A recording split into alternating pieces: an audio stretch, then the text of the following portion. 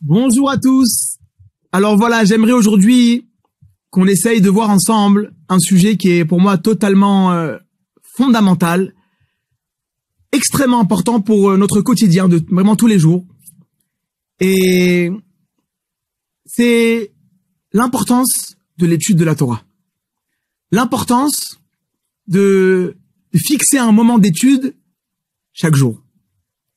Vous savez, la Gemara dans Shabbat, Daf Lamed Aleph, page 31, nous dit que lorsqu'après 120 ans, on va arriver chez Akadosh Baruch Hu en haut, une des premières questions qu'on va nous poser, Ha'im Kavata Etim la Torah. Ça veut dire, est-ce que tu as fixé un moment chaque jour pour étudier la Torah? Est-ce qu'il y avait un moment fixe pour l'étude de la Torah? Et la question que je vous pose, mes chers amis, c'est pourquoi c'est tellement important? Ça veut dire tout d'abord que si c'est une des premières questions qu'on nous pose, ça a l'air de vouloir dire que c'est extrêmement important. Ça veut dire que c'est extrêmement important. Et la question, c'est pourquoi? Vous savez, la Gemara dans Brachot, Daf Samech Aleph Amud Bet, nous raconte qu'à l'époque de Rabbi Akiva, il y avait des décrets sur le Ham Israël. Et un des décrets était qu'ils n'avaient pas le droit d'étudier la Torah ni de l'enseigner. Et voilà qu'ils ont trouvé Rabbi Akiva, un membre de sa famille, qui était en train d'étudier la Torah. Et non seulement d'étudier la Torah, mais de l'enseigner. Et là, il lui a dit, mais dis-moi, tu n'as pas peur? Tu n'as pas peur des décrets et des punitions que tu risques de recevoir? Et là, Rabbi Akiva, il lui a dit comme ça. Comme l'exemple du renard qui arrive à côté du fleuve et il voyait les poissons qui étaient en train de se sauver à droite, à gauche. Et là, le renard s'adresse envers les poissons et il leur dit, pourquoi vous vous sauvez comme ça dans tous les sens? Et là, les poissons lui répondent, parce que on a peur qu'on vienne nous pêcher. Alors le renard, il leur dit, alors moi j'ai une idée pour vous. Peut-être, ça vaut la peine que vous veniez vivre avec moi ici sur terre. Pourquoi rester dans l'eau si vous avez constamment peur comme ça qu'on vous pêche? Et là les poissons, ils lui ont dit, dis-moi le renard, c'est sur toi qu'on dit que tu es intelligent parmi les animaux? Je t'ai pas l'air intelligent, peut-être même l'inverse. Si déjà ici dans l'eau, on doit faire tellement attention. Dans l'eau, c'est l'environnement là où on peut vivre, là où on vit. Donc on doit faire attention. Alors, si maintenant on sort de l'eau et on va vivre avec toi sur terre, alors on n'a même plus aucune chance de vivre. Parce que là-bas, on ne peut pas. On ne peut pas survivre sur terre. Alors dit Rabbi Akiva, lorsque il y a des décrets, alors il y a un danger, il faut faire attention. Mais si j'arrête d'étudier la Torah, alors c'est la vie même que j'arrête. J'ai plus de vie. Si j'étudie plus la Torah, si j'arrête d'enseigner la Torah, alors il n'y a plus de vie, il n'y a plus de sens à la vie. C'est-à-dire que Rabbi Akiva ici nous enseigne que l'étude de la Torah, c'est pas un détail dans la vie. On a notre journée, il faut aussi avoir un moment d'étude. C'est pas que ça. L'essence même de notre vie au quotidien dépend de notre étude de la Torah. Notre étude. Et pourquoi c'est comme ça, Rabotai? En vérité, tu vis. On est là, on est ici présent, on est même s'il n'y a pas d'études, on est là. Qu'est-ce que c'est vivre, mes chers amis? Qu'est-ce que c'est que la vie? Vous savez, on a un corps et on a une neshama, des barreaux. La vie du juif, essentiellement, c'est la vie de sa neshama. C'est le fait de faire nourrir sa neshama. C'est ça l'essentiel de la vie, Morav et Rabotai. Et la manière la plus forte de nourrir notre neshama, c'est par le biais de l'étude de la Torah. Cette mitzvah-là, sur laquelle nous disons tous les matins, avant Hashem Melech, Vetalmud Torah keneged kulam.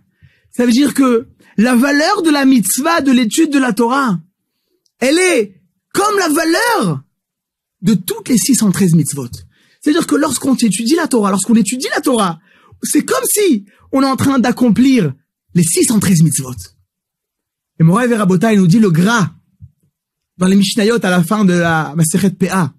que chaque mot de Torah, chaque mot qu'on dit de l'Imout Torah, c'est une mitzvah en soi de l'Imout Torah. Une mitzvah positive. Quand tu mets les tefilines, tu fais une mitzvah. Quand tu mets ton talit, tu fais une mitzvah. Quand tu fais Shabbat, tu fais une mitzvah. Quand tu étudies la Torah, chaque mot de Torah, c'est considéré comme les 613 mitzvot. Imaginez-vous dans une heure de cours de Torah. Une heure de cours. Le Chafetz Chaim disait que dans une minute, on peut dire 200 mots. Imaginez-vous une minute de Torah. 200 mots. 200 mots considérés. 200 mitzvot. Dans laquelle chacune, c'est comme les 613 mitzvot. Nous voyons dans la Gemara qu'elle accorde une importance au fait de fixer un moment pour l'étude. Kavata etim la Torah. Kavata, ça veut dire est-ce que tu as fixé un moment.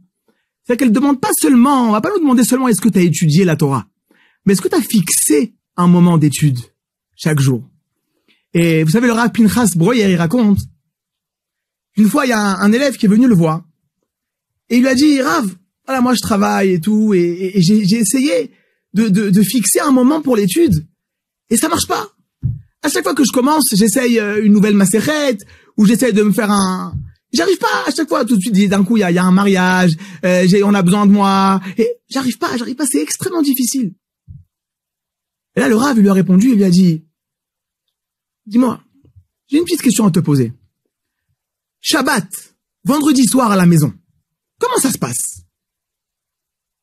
Alors là, l'élève n'a pas tellement compris qu'est-ce qu'il voulait, mais il lui a répondu, Shabbat, j'arrive à la maison, écoute, on chante Shalom Aleichem, on fait Kiddush, et après on fait motzi sur les chalotes, et on mange les salades, Baruch Hashem, et ensuite il y a le poisson, le bon poisson comme ça à la marocaine, au bon chacun ce qu'il aime, et ensuite on passe au couscous boulette, ou le bouillon, etc.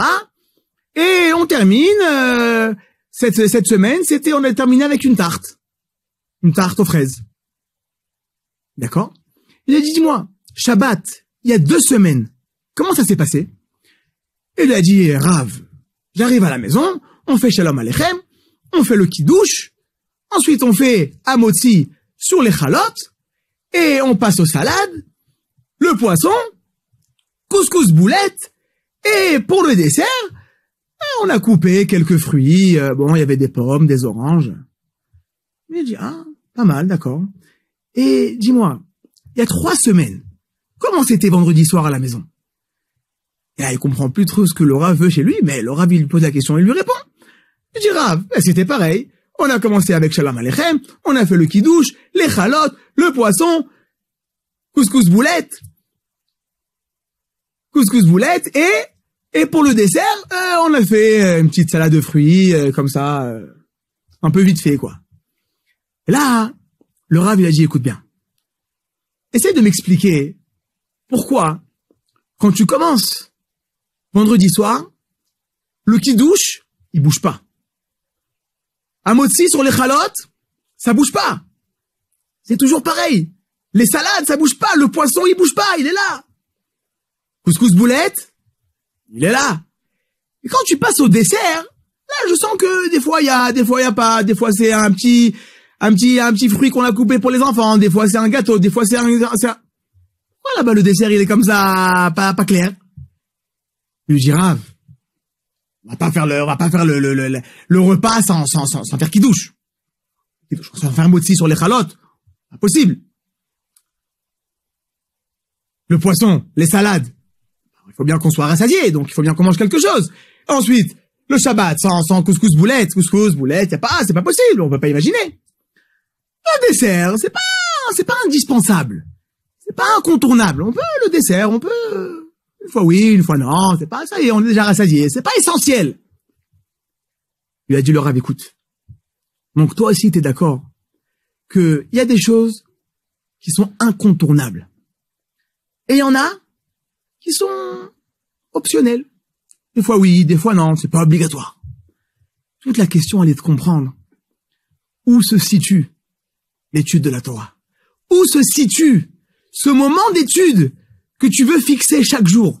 Si tu comprends, si tu expliques à ta femme, à tes enfants, à quel point c'est important pour toi, à quel point c'est primordial, alors on va tout faire pour que le reste, s'arrange autour de ça. Mais ça, c'est au centre. Même si ça peut être une demi-heure par jour. Mais c'est l'essentiel de ta journée. Tout dépend dans quelle catégorie tu l'as mis.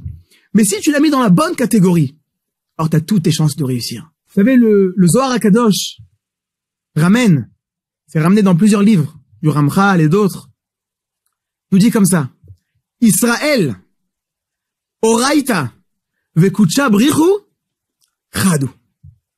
Qu'est-ce que ça veut dire? Le peuple d'Israël, la Torah et Akadosh Baruch Hu font un. Qu'est-ce que ça veut dire? Alors j'avais vu une fois dans le livre du Rabades qu'il explique, et il dit que la manière la plus forte de se lier à Akadosh Baruch Hu, c'est par l'étude de la Torah.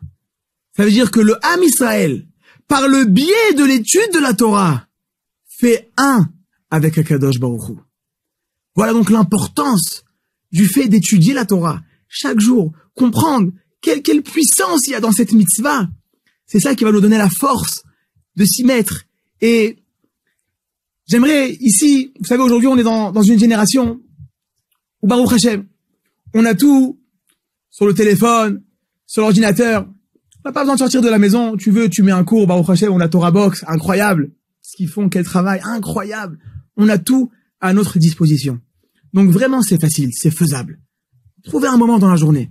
Mais j'aimerais ici rajouter encore quelque chose. Et vous dire, à mon humble avis, quelle importance il y a, pas seulement à écouter un cours par le téléphone ou par l'ordinateur. Ça c'est bien quand on est sur la route, quand on est très fatigué, on a envie de s'endormir avec un bon cours. C'est hyper important. Mais à part ça, je pense qu'il y a une importance vraiment, vraiment, vraiment incroyable dans le fait d'aller physiquement, d'aller à un cours de Torah.